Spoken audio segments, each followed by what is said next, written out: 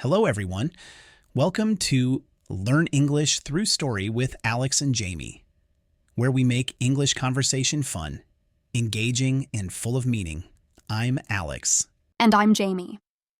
Today, we're diving into the wonderful world of English conversation. We'll explore some fascinating words and phrases and have a few laughs along the way. Absolutely, Jamie.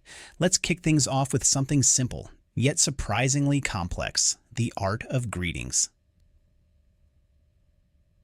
Have you ever noticed how many ways there are to say hello in English?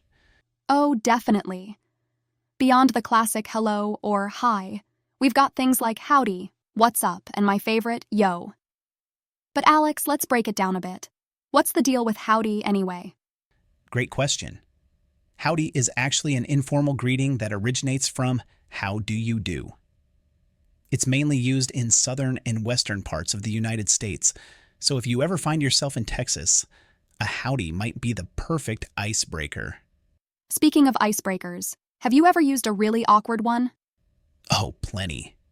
One time I tried, "Is your name Google? Because you have everything I'm searching for." It didn't go as planned. Classic, Alex. Speaking of awkward, that reminds me of the word nonplussed. It's one of those words that often confuses people. What does it actually mean? Nonplussed is a good one. It means to be so surprised or confused that you're unsure how to react. A lot of people think it means calm or unfazed, but it's quite the opposite. So, if someone hears your Google line and just stares at you without saying anything, they might be nonplussed. Exactly. Now, let's talk about another interesting word: quintessential.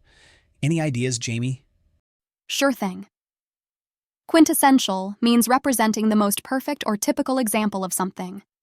Like, if you think of a quintessential English tea party, you're imagining something with tea, scones, and maybe a touch of rain outside the window. Perfect example, Jamie. And speaking of perfect, I think humor is a quintessential part of conversation. Do you know any good jokes? How about this one? Why don't scientists trust atoms? I don't know. Why? Because they make up everything. That's a classic. Jokes are a great way to break the ice and make conversations more enjoyable. They can even be a bridge between cultures. Absolutely, Alex. And humor brings us to our next word: facetious. This word means treating serious issues with deliberately inappropriate humor. It's like making light of something serious in a clever way. Right. You might be facetious if you joke about having a mountain of homework by saying, "I'll need a Sherpa to get through this." Good one. Another phrase that people often find confusing is barking up the wrong tree. Do you know where that comes from? Yes, it's quite an amusing idiom. It means pursuing a mistaken or misguided line of thought or action. It comes from hunting dogs in the past, who would sometimes bark at the base of a tree where they thought their prey was, but the animal was actually in a different tree. So, if you're trying to impress someone by showing off your knowledge of the Kardashians, but they're more interested in astrophysics, you might be barking up the wrong tree. Exactly. Words and phrases like these add so much color to our conversations. They're like the spices of language. Speaking of spices, that reminds me of the word pungent. It's often used to describe something with a strong, sharp smell or taste. For example, the pungent aroma of garlic filled the kitchen. Oh, I love garlic, but I can see how that can be a pungent experience. Here's a fun one to end with: serendipity.